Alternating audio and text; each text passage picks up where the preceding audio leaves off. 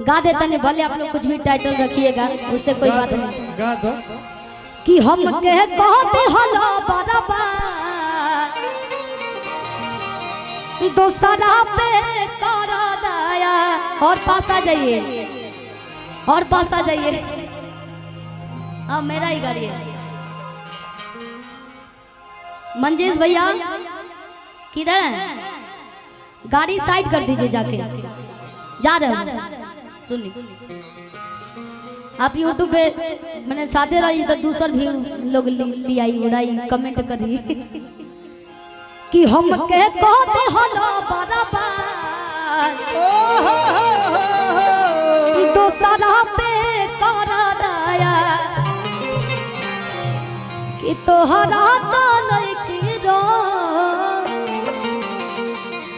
बस चाहे नया नया। कि हम के रवा के तू आराम कर लो। चेहरा गोर तू लेके काला काम कर लो। ये बतिया अगर हम कहीं तो कि महफिल में हमारा के, अरे महफिल में हमारा के बदनाम कर लो। चेहरा गोर तू लेके काला काम कर लो। चेहरा गोर तू लेके काला काम कर लो।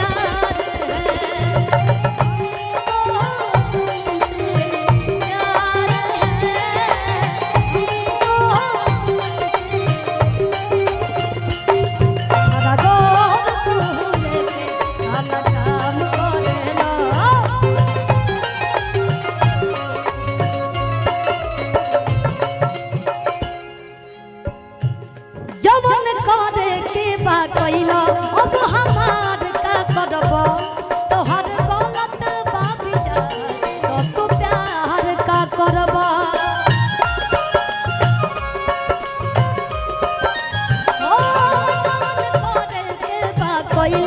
अब हमार का करब तोहर गलत बाबिजा तो तू प्यार का करब।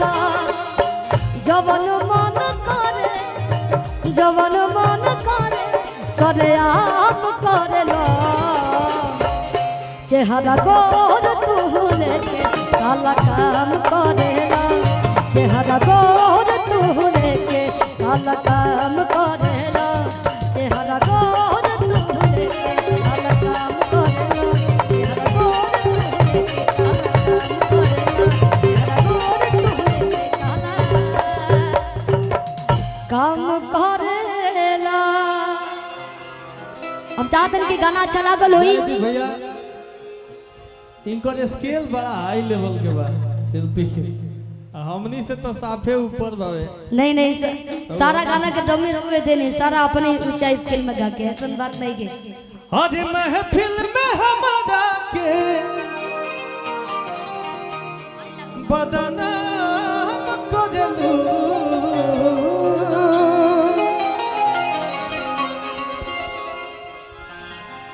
कि महफिल में हमारा के बदनाम करलू। चेहरा गोर तू लेके काला काम करलू। बाकी कहे के बाद के भुला देंगे तुमको सनम धीरे धीरे।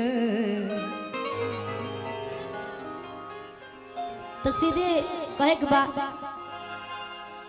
स्किल ज्यादा सी लगाई तो सी लगा दी। हम अब तो 4 गो गाना गा दे। अब तू छोड़ दो, बहुत गा दे तू। क्या होने बैठो तो माइक हाथ में से माइक छीना जाए मजा नहीं। चलिए विजय चौहान के सादत प्रणाम। आप सबके आशीर्वाद के प्रतीक्षा बा, आशीर्वाद देते रहे लोग। एक आध गो गाना हम हो गल लिखा एकदम भैया।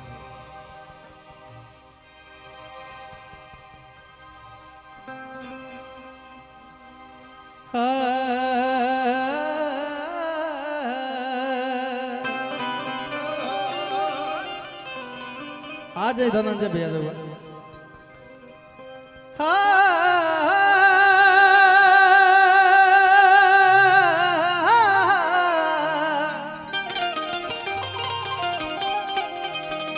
भैया तनिए में डीले दे दी, डीले थोड़ा सा।